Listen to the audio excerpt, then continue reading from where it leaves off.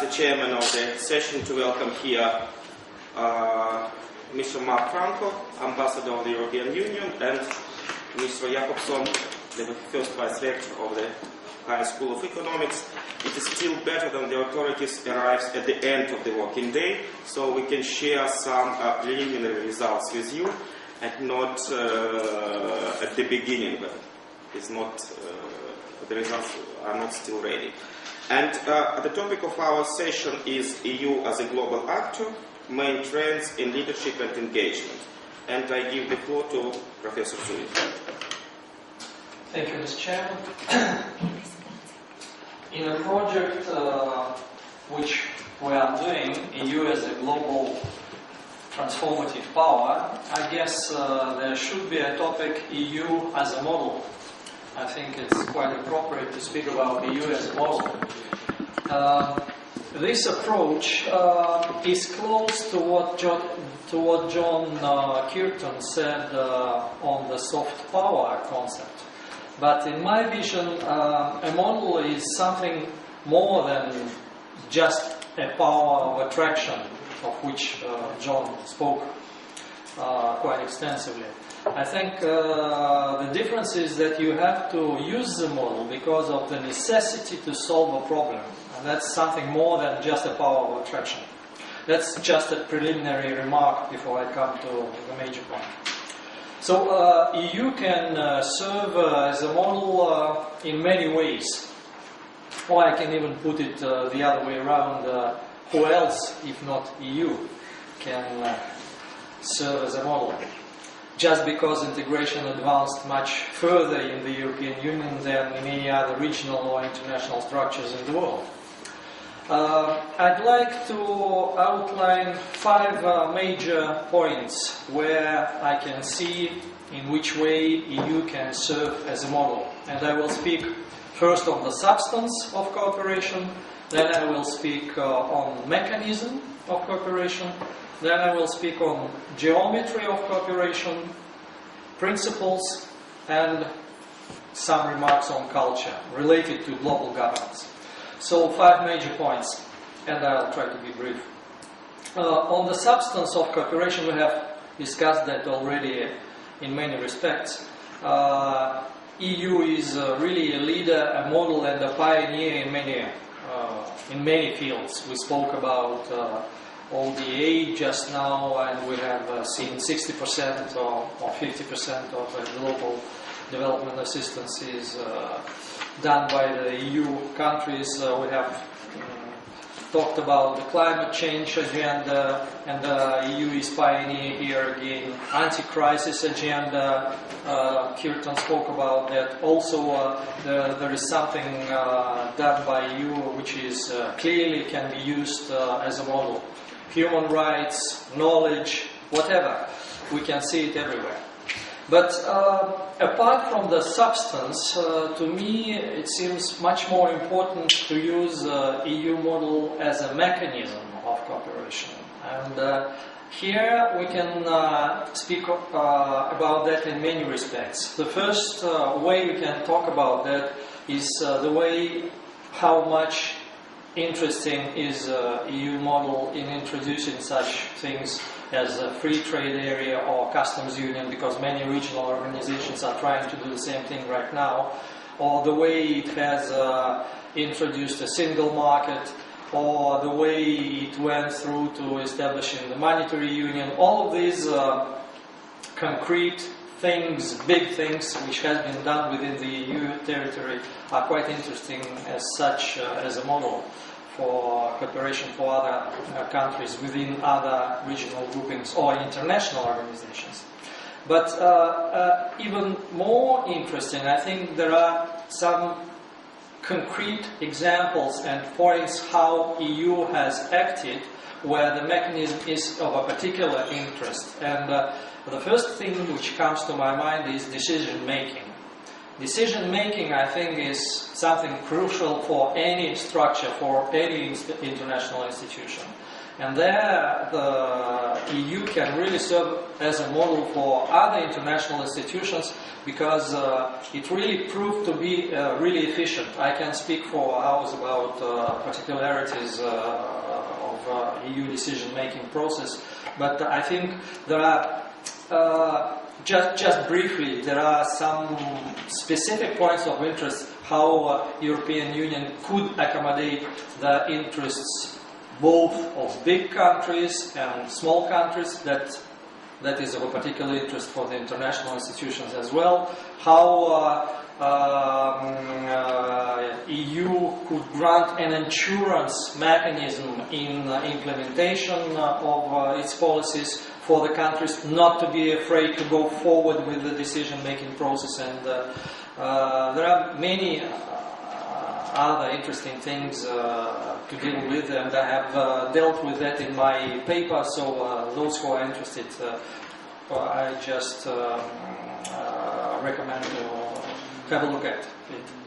And then within this part, another thing which is also of crucial importance is implementation, going as far as probably enforcement, because if we take good decisions within the international institutions, it's not enough. We have to somehow implement them and even enforce the implementation of them.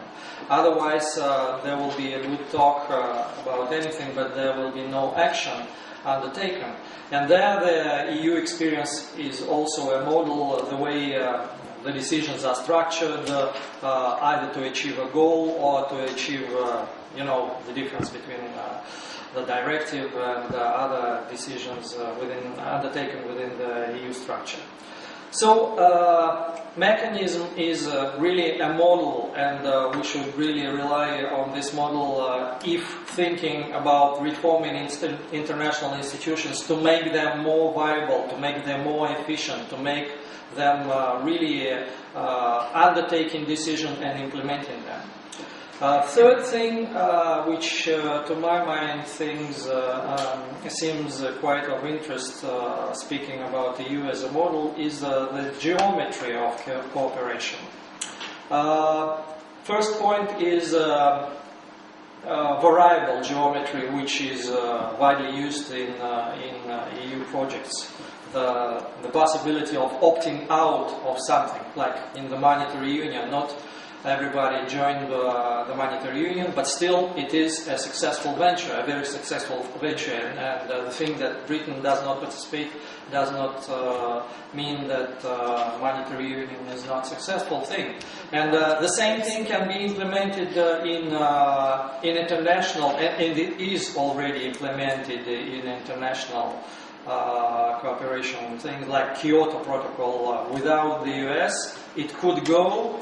Of course, it will have more importance with the USA, but I think that opting out and variable geometry helps developing the structures until more countries come to realize that it's worthwhile joining, and then the outcome will be even more of a value.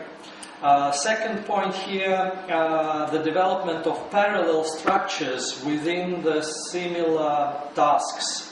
It's like the existence in parallel of the European Economic Community at that time, of the Union, and European Free Trade Area. And then within the competition between the two, then it was evident and clear that European Union was more efficient and more countries joined, and then it turned out to be a more successful case.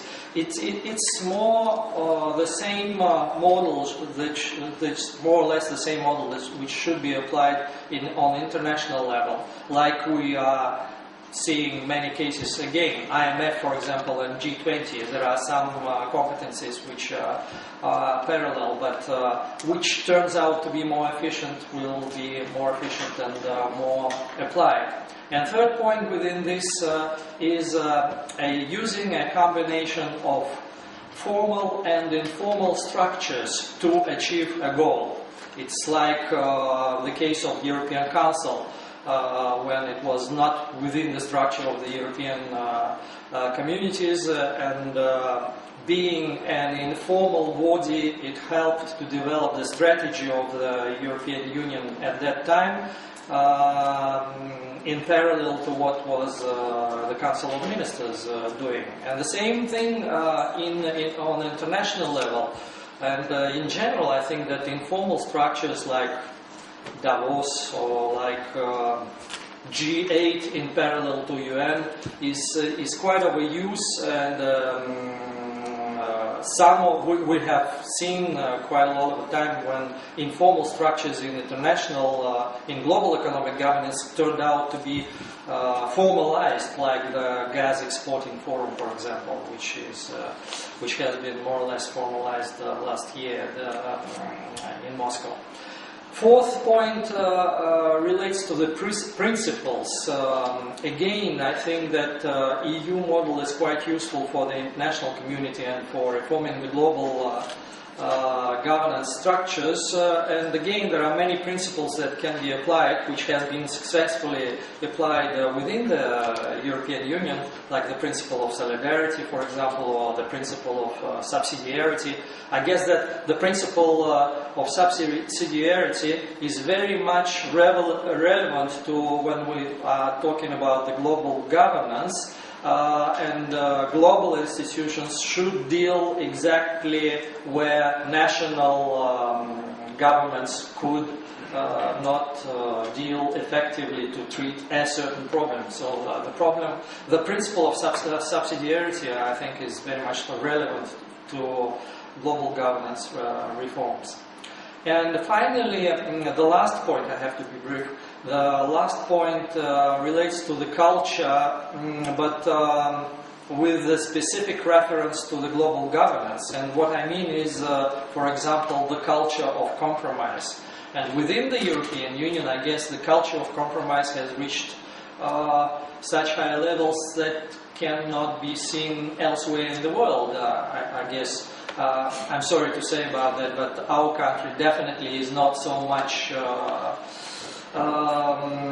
up to the levels of European Union as far as compromises are concerned, or even the USA are not so much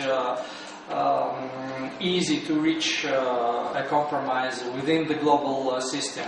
I guess that European Union again here can serve as a very efficient model for the global governance reform. And coming up to the conclusion, I think that in a way the European Union is showing to the rest of the world an example of cooperation, so to say, ahead of the time. Its level of development, the level of development of the European economies is very high. The level of the independence is very high, among the highest in the world, and the combination of the two makes the European Union to establish new links earlier than in the rest of the world. And I think that the trend is there. The more the world will be developed, I mean everywhere, all of the countries, the more the world is interdependent, the more the need for common actions to solve common problems, and the more the need for the use of the EU-type solutions for the global governance.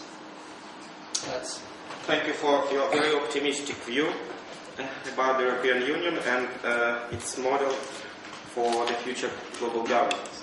And now I give the floor to Madame Larionova to speak about how this model could be compared with the G8.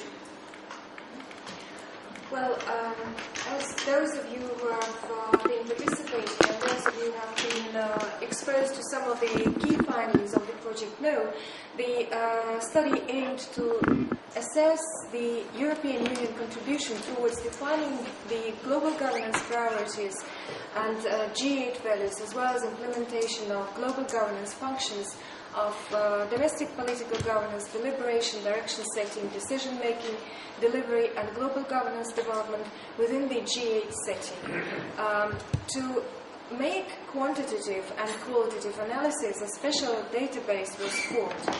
This was comprised of the documents of the European Union and the G8, and the evidence base contains almost 2,000 documents. Most of those belong to the European Union institutions, resourced from the European Commission websites and European Council archives. The number of the documents differs from year to year, and this reflects the density of the deliberation both in the G8 process and within the European Union.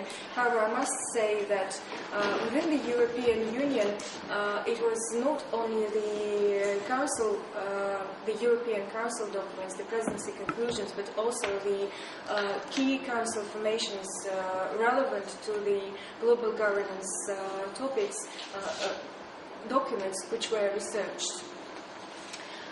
So the total number is indicated in the screen. The number of the parameters and the number of the areas and dimensions of research is huge. This brief presentation will focus on 4 areas. One is the 4 areas of comparison and contribution towards the global governance processes. One is the defining the global agenda, the global agenda for priorities. The second one is defining and consolidating the system of values. The next one is implementation of global governance functions, and last but not least, engagement with the international organizations. Given the fact that the number of the documents and necessarily the number of units of measurement differed in the different institutions, we used relative parameters, that is percentage of the respective documents, references and symbols related to the research priorities, values and functions of respective institutes. Now, I will speak briefly about each of the area and try to leave space for the future debate and further research of all those who have participated in that, and especially I want to thank my colleagues in the Institute of International Organizations Research, and especially my co-author, Mark Rahmanbulov. So now the key findings. On priorities, as assessment by priorities was carried out, as I said, on the basis of comparing both the absolute data, the cumulative data from the years of 1998 to 2008, and relative intensity of the discourse on the respective priorities and their place in the G8 and European Union agenda for the period, as well as comparative dynamics within this studied time frame. Well, given the density of the European Union discourse, it would hardly come as a surprise that by the absolute intensity and in absolute comparative parameters, the European Union exceeds by far those of the G8. However, it must be said that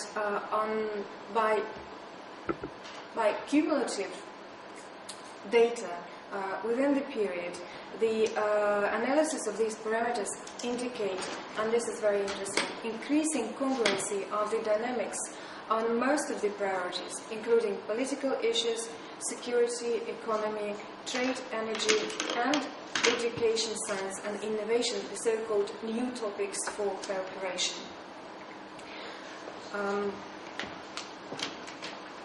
It is interesting, and it should be noted, that even though the absolute cumulative data confirm the assumption that the inter-European political and institutional transformation influence the correlation of the European Union and G8 contribution towards global governance processes in these major policy spheres, these are diverse across the policy spheres. And as well as we will see further, the contribution and the dynamics on the different functions, within the different functions, is also different. So I must say that in the course of the period, especially with the peaks in 2000, in 98 and 2000, we have seen peaks in intensity in the discourse on finance and economics, and gradual increase of intensity on the discourse on enhancing cooperation and energy, and as well as surprisingly in education. But this is obviously connected with the establishment of the Education 2010 program and its implementation, reporting and inclusion education into the priorities of the European Union cooperation. Having said that, that there is a lot of congruency between the discourse of the two institutions in the key priorities, the hierarchies, however, differ, and there is a clear difference, especially it is especially pronounced in environment and development. In environment, the European Union, and we will see this in values as well, clearly leads the process, whereas the G8 remains the driving force behind the global agenda on development, irrespective of the fact that European Union intensity of the dialogue and contribution towards the delivery of the commitments on development is growing, and it is increasing that of the G8 average by 3% on average. The relative parameters confirm the G8 leading role on development agenda. And this is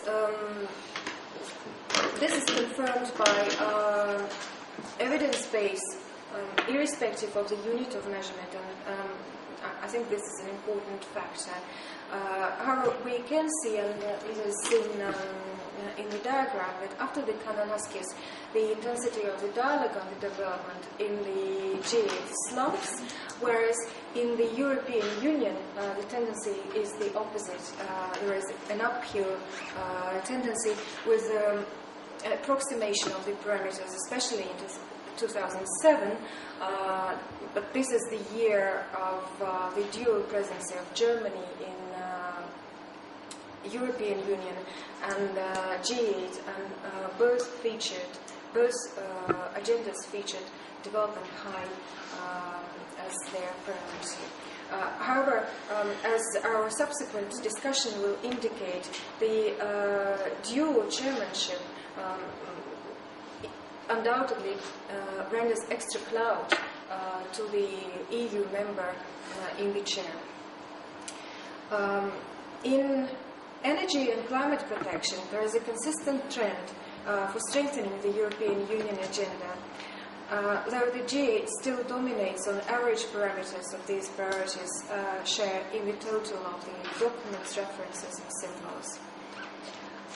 The European Union leads the intensity of dynamics on these issues in the UK and German presidencies, and there is also obviously the increasing intensity obviously reflects that general prominence these problems gain in the intra-European Union cooperation and European Union external dialogue.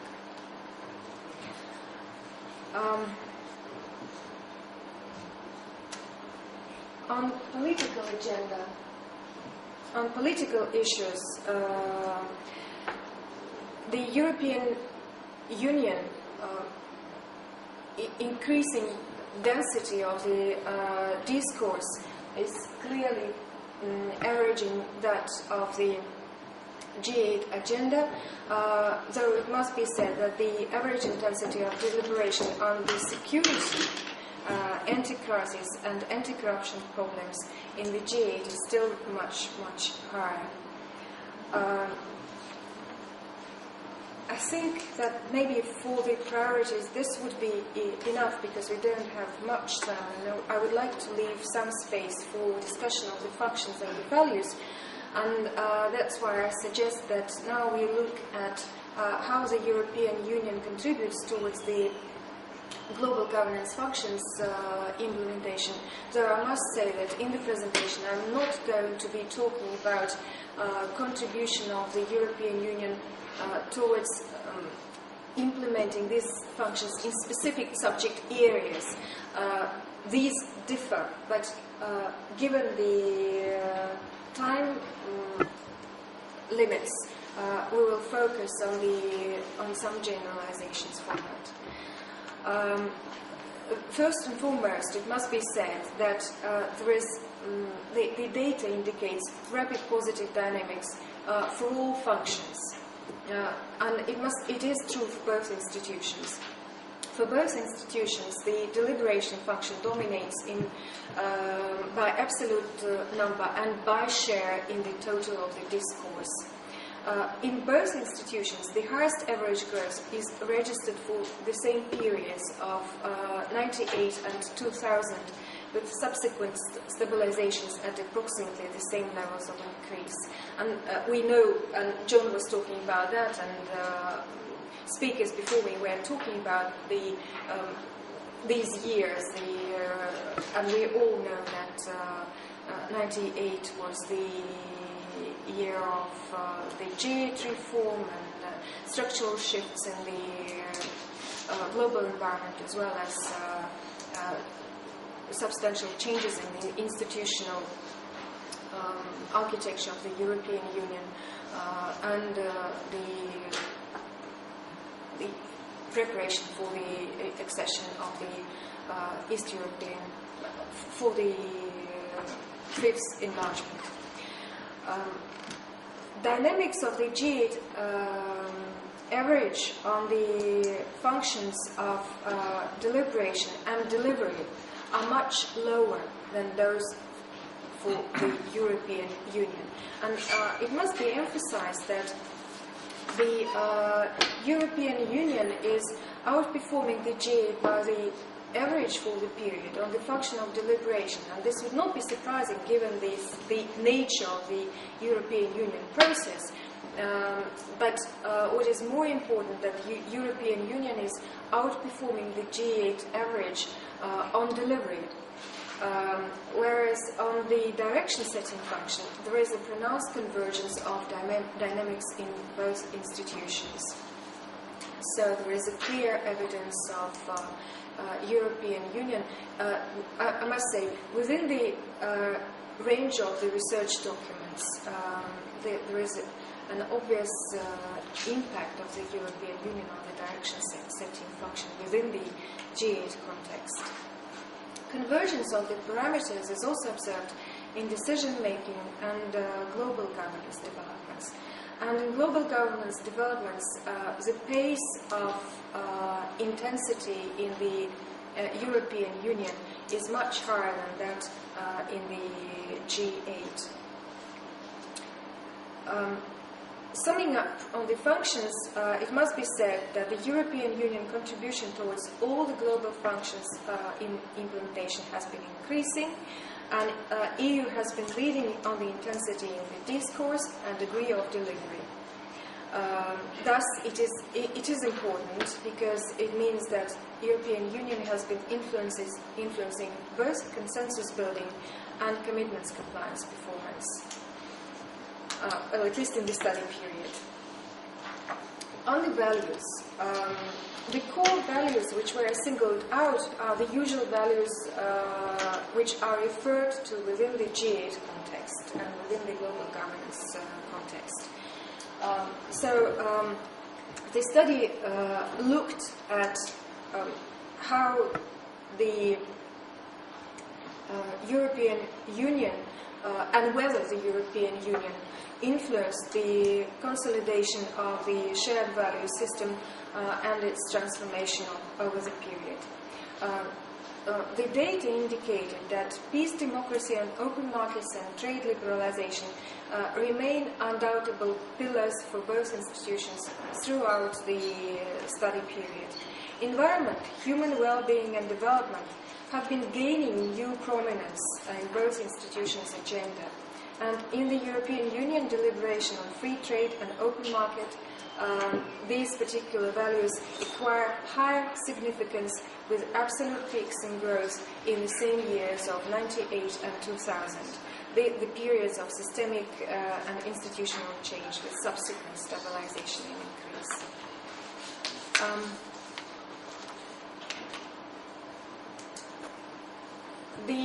The comparative dynamics on the values confirms the European, again, within the evidence-based research, confirms the European Union leadership on the priorities of peace, freedom, and democracy, on the values of human well-being and development. The G8 discourse is defining the tendency, and on development, as I've said, the G8 maintains its leadership irrespective of the considerable convergence for certain years, especially in the dual presidency of Germany and the UK. A very interesting picture in shaping approaches to climate protection. Here we can see that though the average parameters approximate, dynamics of the two curves indicate that the European Union has got a so-called anticipating tendency, and especially in the end of the 90s, beginning of the 2000s, and obviously this means its leadership. So, to sum up on the values, G8 maintains leadership in consolidating the values on free trade, investment, and fight against corruption. Though there is a marked increase of the EU parameters on these in 1999 and 2001, but again, given the fact that these were the dual chairmanship of Germany and Italy, it is difficult to disaggregate the influences. Finally, engagement with the international institutions. Here only a brief note that in general the absolute data in the European Union significantly surpasses that in the G8. But this is connected with the sheer number of the documents and their volume. However, the intensity of references to the international organizations and the G8 documents by far exceeds that of the European Union. Well, this is obviously connected with the fact that the G8 has to rely and to hand over its mandates for implementation of decisions made to the international organizations.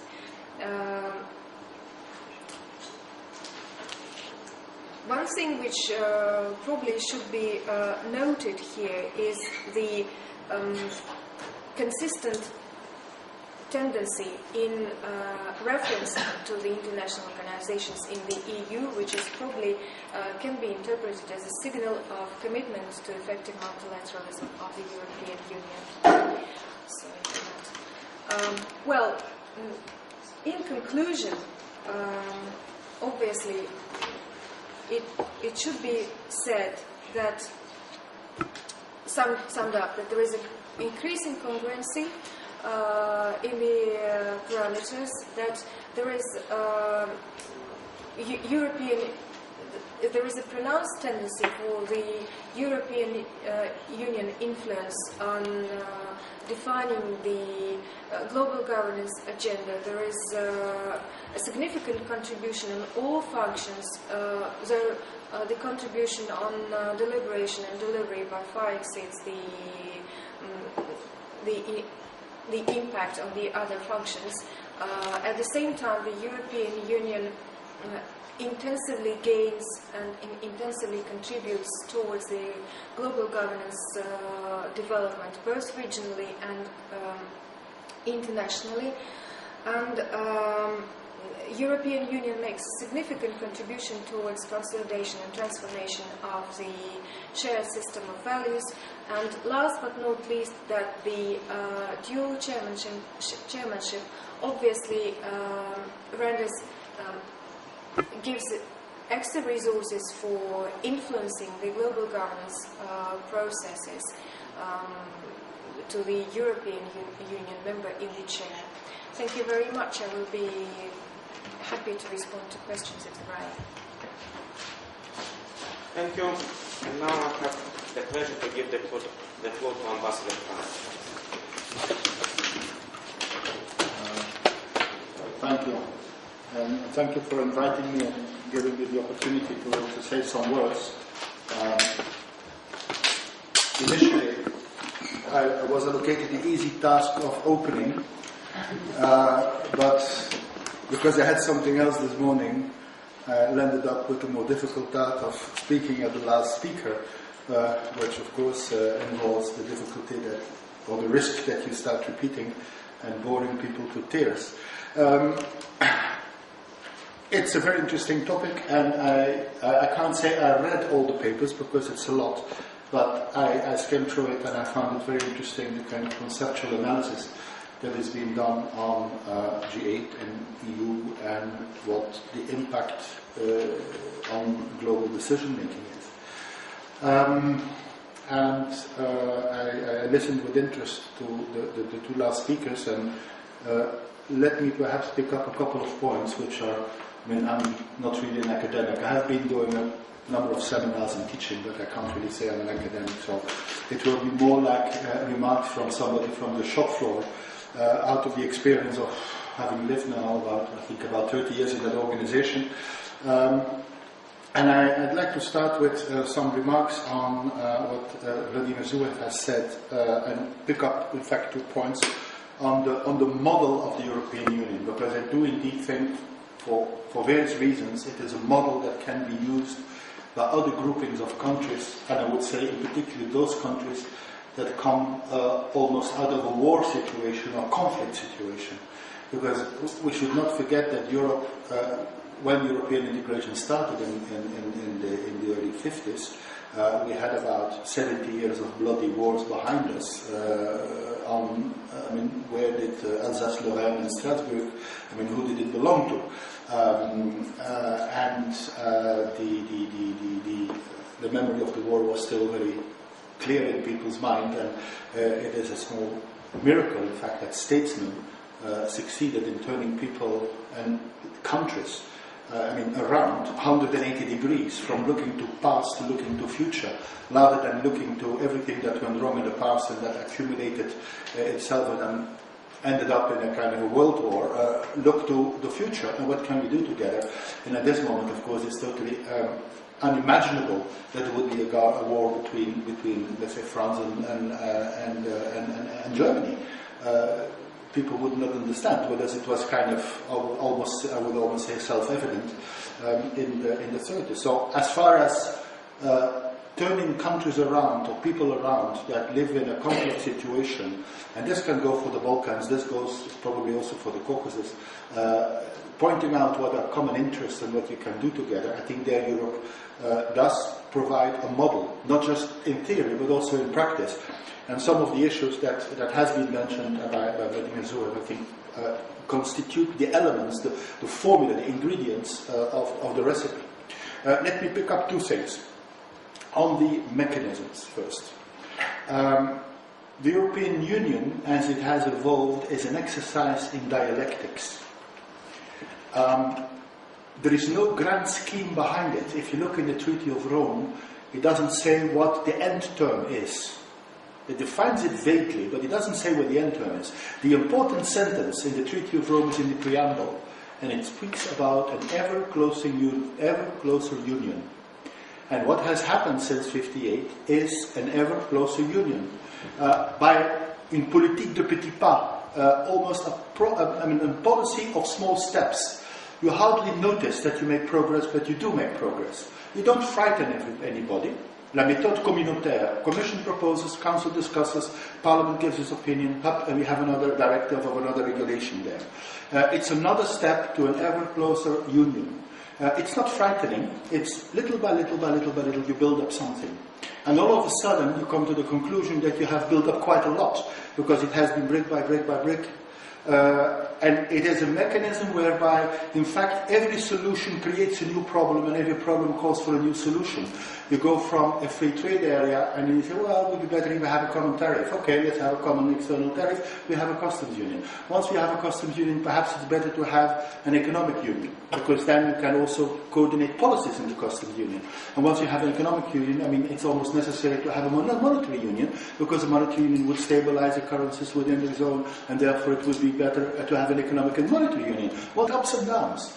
Because, of course, there are periods that everything goes well, and there are periods that everything goes badly.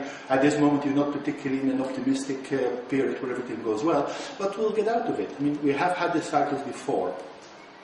That, I think, is a very essential element of how the European construction has been done. As I said, it's an exercise in dialectics, taking steps not with a grand scheme in mind that frightens people.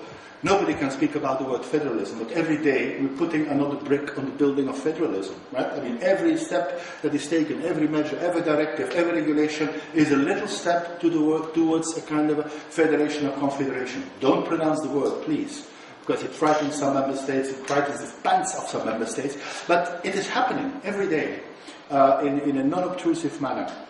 There is one major difficulty that we're facing at this moment through this politique de petit pas. And that is that you do not, you lose your citizens. I mean, citizens can be mobilized around a scheme, an idea, something grand that you can mobilize people for.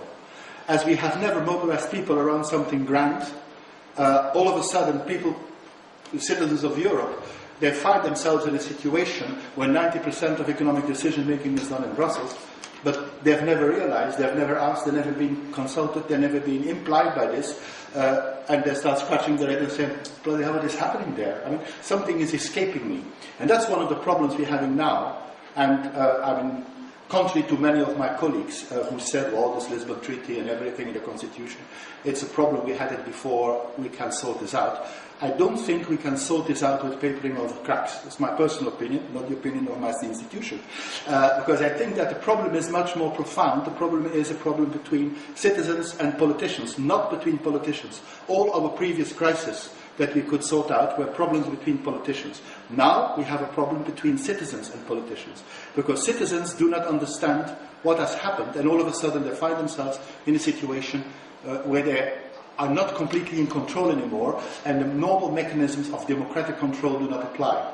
This is part of this way the whole thing has developed, by the policy of small steps, without having a grand scheme and without talking to the citizens about it. So successful on the one hand, creating a problem on the other hand, problem that we will have to sort out quite soon. A second element is more of a legal nature. It's political in nature. It is the continuous look for balance between supranational and national.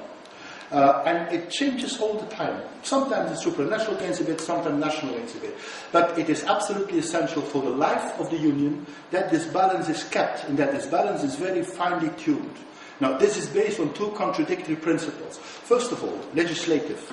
The legislative principle on which the initial, I mean, in fact, still the functioning of the Union is based, or speaking under the control of Mr. Enten, the famous lawyer, the two basic principles of Union legislation is direct effect and supremacy. Direct effect means you have, I mean, a citizen in Europe can call upon even the treaty or European legislation against in its own courts. That means European legislation is immediately applicable. And supremacy. Supremacy of EU law over national law. This is an extremely strong instrument that was put in the Treaty of Rome in 1958. If we had to do it all over again, I'm not sure we would still get it.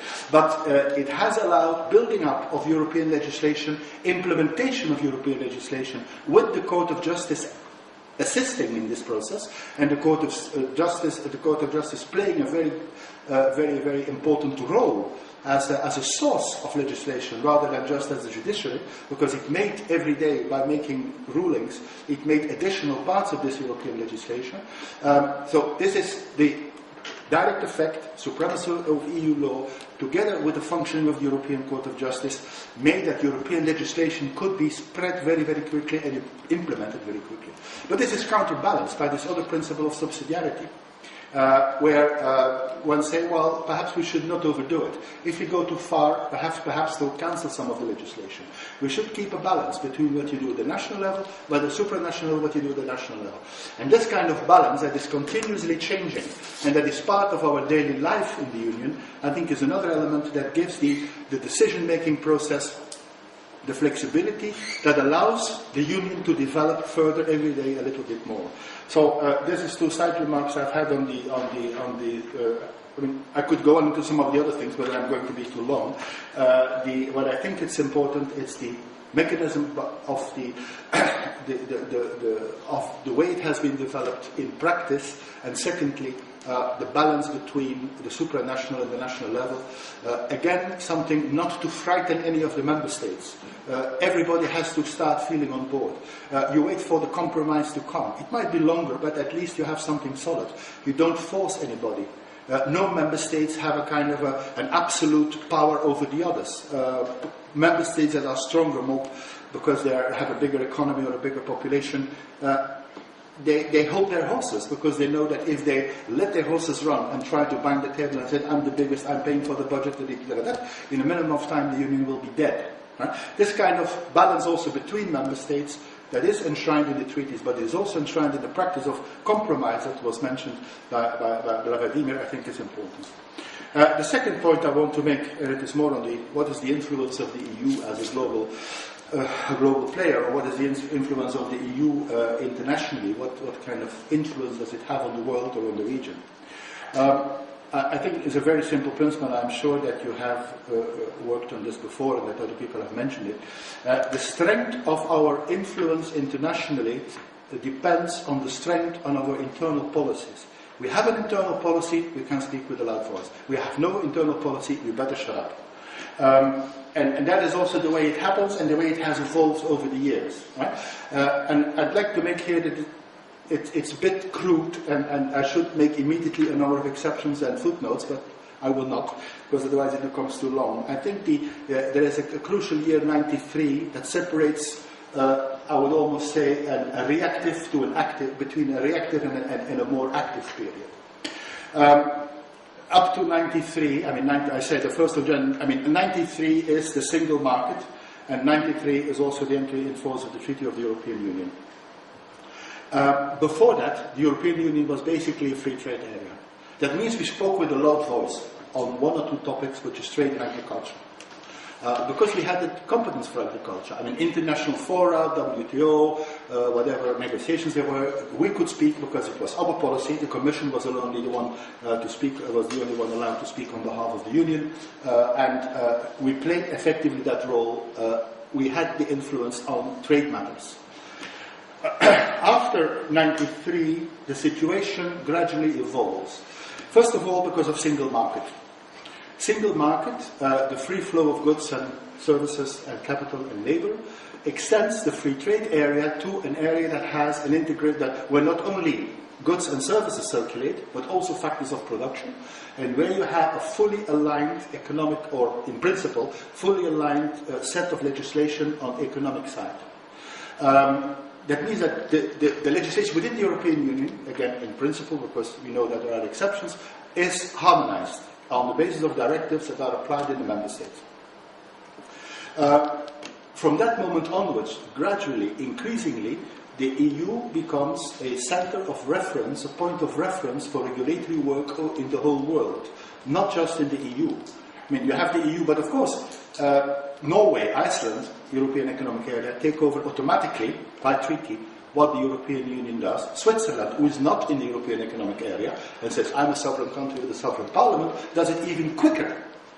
Because they know that their industry, that their banking, their insurance companies, their fine chemical companies, their engineering companies have an interest in working under the same legislative framework as the EU, because they can just slip in the internal market without any obstacles.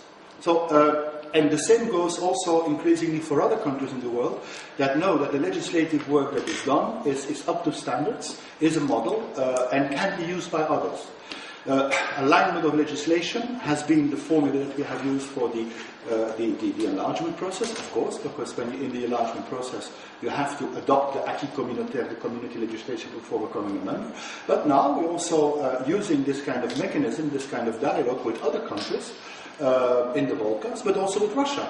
And Russia also will say, sovereign country, we have our own Duma, we make our own legislation, but can assure you, if you look at the details of Russian economic legislation, it is to a large extent inspired on the principles of the acquis communautaire of the directives, in banking, in insurance, in standard and norms of international trade. I mean, I will not say this loudly, because of course it's a proud country, and I know that every country wants to say, I determine my own legislation, but the model is there, too easy to take, and it is a good model, it is a functional model, and it has also been taken by Russia as by many other countries in the world.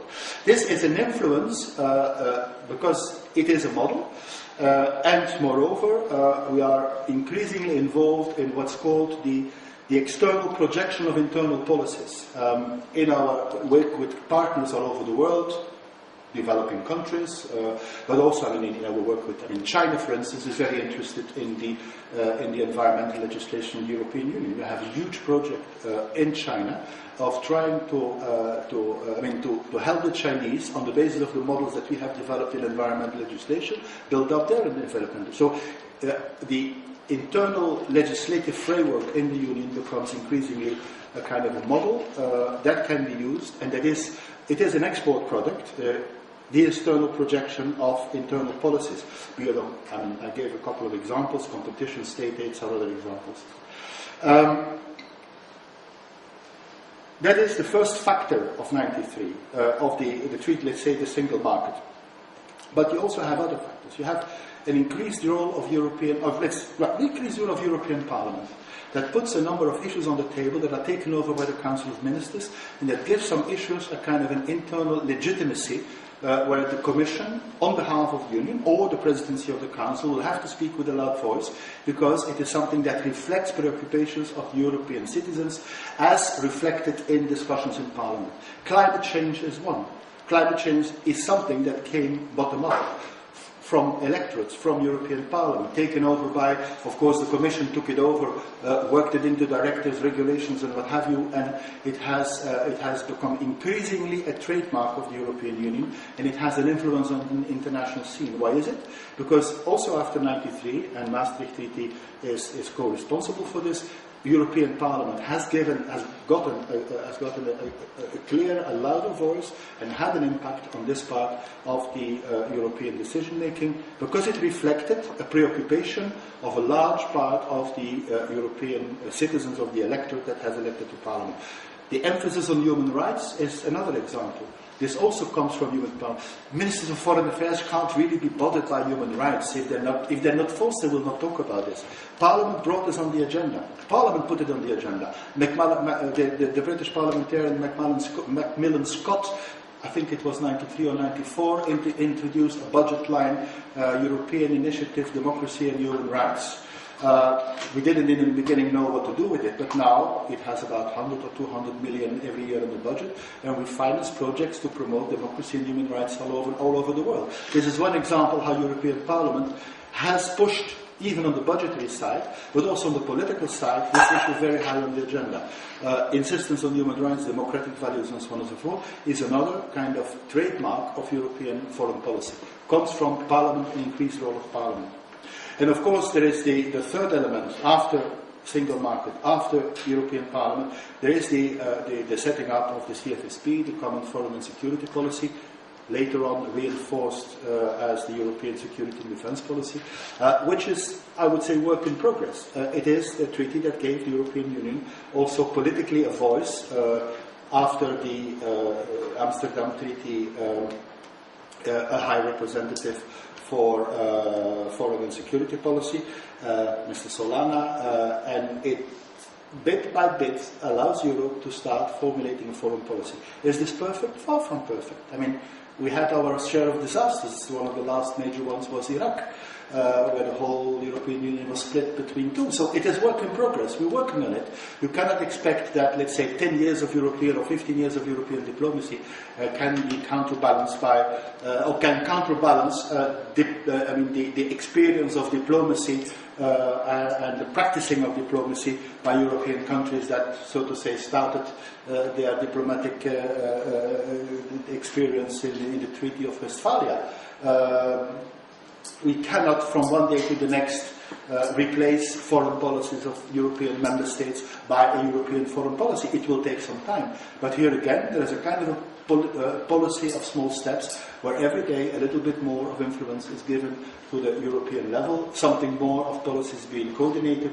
We're learning from our mistakes and we're building further on this. In the Lisbon Treaty, if it is ratified, we will reinforce this function, not by giving more powers, because the powers in foreign policy remain exactly the same, but by combining the functions of High Representative for Foreign and Security Policy and the, let's say, commissioner in the Commission, the member of the Commission that is responsible for foreign policy in one person. So at the same time, that person he will be Vice President of the Commission. So he will have the legitimacy received from the member states to be the voice to speak on foreign policy. At the same time, he will have a number of policy instruments that he directly or indirectly will control. Because the Commissioner for Trade will be, in a sense, under the Vice President, which deals with foreign policy.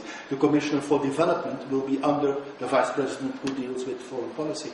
All the commissioners, where there is this external dimension of internal policies, will be coordinated by this Vice President, that at the same time will be the High Representative. So potentially, and it depends of course also on the person that will be selected, there is a lot of, without giving any additional powers to the supranational level, by combining the functions of High Representative with the function of Vice President of the Commission responsible for external relations, it creates let's say, the potential for European Union to exercise this growing influence as a global player and to make it more effective. Okay, I've been too long. I'm going to stop here. Thank you. Thank you very much, Your Excellency. And now I think we have a couple of minutes for questions and comments.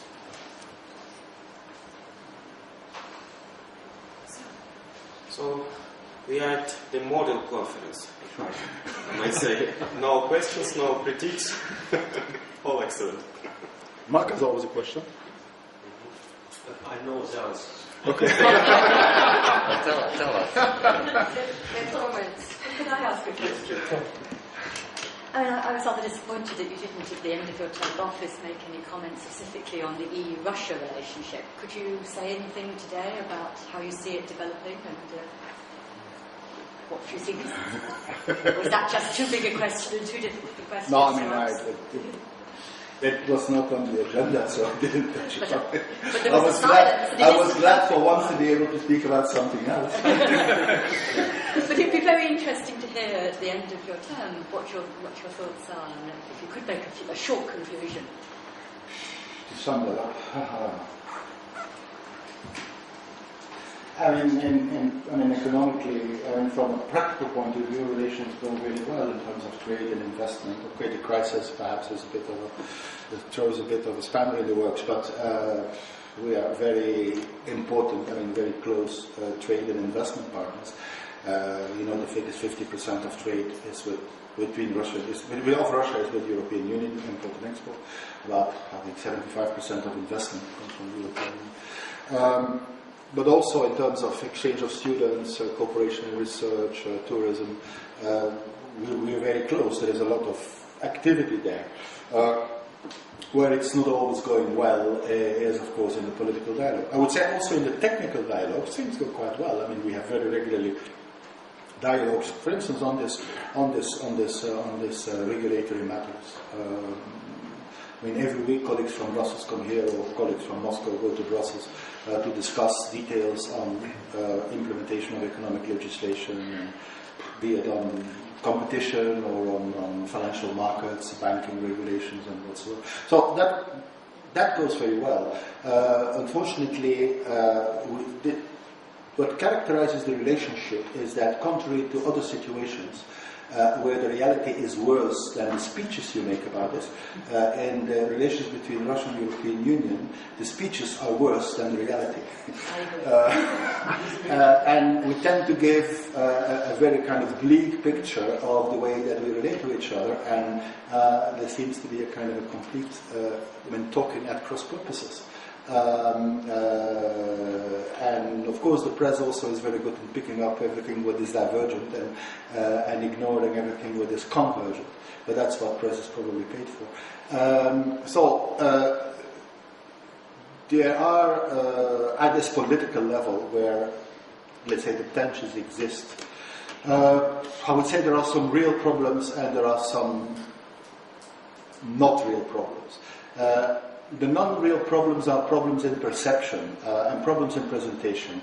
Russia is its own worst enemy as far as public relations is concerned. There is a kind of a total lack of how shall I say, of understanding how important public opinions in Europe are. So when a measure is taken, even as Russia is right, it is not presented, it's not presented or presented the wrong way, and it has the wrong effect, it has the wrong impact. Give you one example, the crisis of the Caucasus, right? If Russia had allowed journalists in South Ossetia the day after the first attack, and had the film crews allowed to film what was happening there, had given information on the attack as it was happening, right? The image of what has happened would have been totally different. Because the image on West now is Russian tanks rolling into Georgia. The image on the West is Saakashvili giving 24 hours a day interviews in French and in English to all television stations that came to see him, and to all journals. And the whole story, as it is told, is a Saakashvili story. It took the Ministry of Foreign Affairs in Russia 10 days to go beyond the stage of press releases. Right? Totally unreadable, boring press releases for 10 days. And then the first human face was put on television, Sergei Ivanov, to give an explanation. But after 10 days, the information war was already lost. This is one example where I think that Russia had a case in point, could prove something, that there was something happening that was not correct, but the image in the West is totally different. So this is one example of where the perception, in fact, is wrong, and the wrong perception, to a large extent, is also due to the way Russia presents its case. Now, there are also some real problems where I think that there is a fear in the West, in the European Union, and I would say to some extent that can be backed up, that there is a kind of a backsliding on a number of, be it democratic values, market economy, and a number of other issues that we consider to be our common values, and that we should be where we are kind of nervous or where we don't like the fact or to see what is happening. Recent example, Russia withdrawing, stopping the bilateral WTO negotiations and say, we'll now first make a customs union with Kazakhstan and Belarus and then negotiate the WTO accession with 3 countries. It puts Russia's accession to WTO back by, 10 years, 15 years, if that formula is being followed. That is something that preoccupies, of course, the West, because having Russia in the WTO as a full partner, because it's an important trade partner, have it in the WTO with all the rights and obligations that come with it, and have it in this last important organization that Russia is not a member of, and that is one of the most crucial international organizations. That withdrawal is considered to be really worrisome. I can give you other examples. The paper that has been circulated or approved by the government recently, the strategy for customs policy, is a pure document on. It's a textbook example of protectionism. The official line is, it's just we will increase import taxes because it's a budgetary problem, the budget is a difficulty, we need more taxes on imports. Okay, then increase across the board all your taxes by 10%. But everybody can do that. You're not a WTO, you still can do it. So benefit profit from the opportunity and increase your import taxes across the board by 10%. No, it is tailor-made that those products that are least competitive gets the highest protection.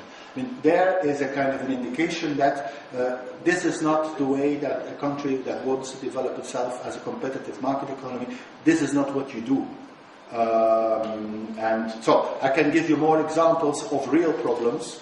I gave you 2 recent ones. And as I said, there is also the examples of wrong perception, where I think Russia is right, but presents itself a different way, or is kind of interpreted in a wrong way. Not to overcome that, of course, is not easy, and the crisis is not helping. Okay, that will be more work for my successor. Thank you very much. Yes, please. Your Excellency, I have a question about EU's strategy, as you explained it, petit, and here we've been discussing various international institutions and international conglomeration of organizations and states such as G8, G20, and the role of BRIC is now being discussed quite widely. Do you feel that European Union should at some point become more bold and ambitious in reforming itself to face the new challenges of the modern world, especially taking into account the sort of structural rigidities that exist in labor markets in Europe and some trade regulations that would allow European Union to become more competitive on the world stage, given the rise of bigger powers such as China, Brazil, India. What is your perception on that? I mean, the task of the European Union is first to make the citizens of the European Union happy, right? And second, to play a positive role as a global actor on the world scale. Now, what is the main, I would consider to be the main issue, the main problem within Europe, is a problem of economic development. This is, in fact, you can sum it up, and I think you mentioned some of the keywords. I mean, if you would ask me what is the main issue that the European Union should be dealing with, it is realizing the Lisbon strategy, making Europe a leading knowledge-based economy in this world. That means education and research and small, medium-sized enterprises. Filling the productivity gap that has been growing in the 80s and the 90s between Europe on the one hand, Japan, US on the other hand, due to slowness on the European Union side to adopt the new technologies, to spend sufficiently on research and to spend sufficiently on education. We launched the strategy in the year 2000 by saying in 2010 Europe must be the leading knowledge-based economy in the world, and of course this is not going to happen. 2005 was a midterm review, and the conclusion was that we're nowhere. Since then, a number of measures have been taken, and I think it's going a little bit better, but it's a slow process. And the Union can do something, but member states should be able to follow the lead on this. One example, research. The share of GDP spent on research in US and Japan is about 3-4%. In European Union is 2% or less. So the doubling of GDP spent on research expenditures was one of the objectives of the Lisbon Treaty, of the Lisbon strategy. Now, on the European Union budget, we can do some efforts, and indeed, in the budgetary perspectives that we're living on now, the 7th framework program, which finances research or co-finances research in the European Union, has been tremendously increased. I forget the figure now, but I think it has doubled or tripled something in value. But if you look at what is the importance of the European Union expenditures on the European budget on research, this is about, I think if I'm not mistaken, 10% of the total expenditures on research in the European Union. The other 90% are in member states. And of this 90%, there is about, I think it's 1/3 is public and 2/3 is private. That means that even if we, at the level of the European Union, through the budget, we say, oh, we'll increase budget expenditure on research in order to fulfill the goal set out in the Lisbon strategy to double our research expenditure. We can just put a drop in the ocean. We can make something which is perhaps a catalyzer that, let's say, stimulates others to do, but we can only do it if everybody follows. If government also, on their budget, doubles their expenditure. If also industry picks up and doubles the expenditure. Perhaps thanks to incentives given by the national governments, I don't know what, tax holidays or whatever, and other stimulation measures. So it's not easy. But as far as research is concerned, we're slowly getting there, but we will get there by 2010. The same goes for education, modernization of education, the Bologna process, which is not an EU process. It's a European process, because in the Bologna process about 50 countries participate, among others Russia. So EU supports it, but it's not an EU policy as such. We fully support it, and we're of course much in favor of member states doing it and implementing this quickly. These kind of things, research, education, are absolutely important, and I think from European Union point of view, this is what we should be doing and concentrating on in the years to come, because this is what's going to determine the Europe of the future. Mr. Ambassador, first of all, I would like to congratulate you on a very eloquent presentation, and I would like to ask you if the recent months, or even in a couple of years, the European Union and the Commission itself put forward certain programs related, just to Russia as well. I would say the Black Sea Synergy, for example, then the EU Neighborhood Program. To what degree your office here in Moscow was involved? Was it consulted or not? In other words, to what degree you are influencing those programs, projects which are being developed in Brussels with regard to Russia. Thank you. Not paid to think. Embassies are paid to represent. Nevertheless, we have seen these papers, we had the opportunity to comment on the papers, but European Union policy is made in Brussels, not just by the Commission, of course, but in dialogue between the Commission, the Member States and the Parliament. It's a fairly heavy and a lengthy process. Even if we had the opportunity to comment on some of the documents and some of the proposals, in the end it is the compromise that is generated in Brussels in between the Commission, the Council and the Parliament that determines the policy. As an embassy or a delegation, as we call it, we don't have any ambition to determine policies. Okay, thank you very much, Excellency. And now I give the floor to Marina for organizational remarks for tomorrow and for... Before I do any organizational remarks, I would like to thank Mr. Franke for coming, and because I know that he has to leave, give in case we don't see you until you are established in your new position, or by the time we see each other in your new position, we, on behalf of the Higher School of Economics, which has enjoyed cooperation with your office and with yourself, may I thank you for the service here in Moscow, in Russia, and say how much we appreciated the opportunities of working with you, and we hope that it is equally appreciated across the other partners in the Russian Federation. Okay. Well, thank you for this nice words, and I will tell my successor that he has to continue the work with the Higher School of Economics. It's always a pleasure to come here and participate in the seminar.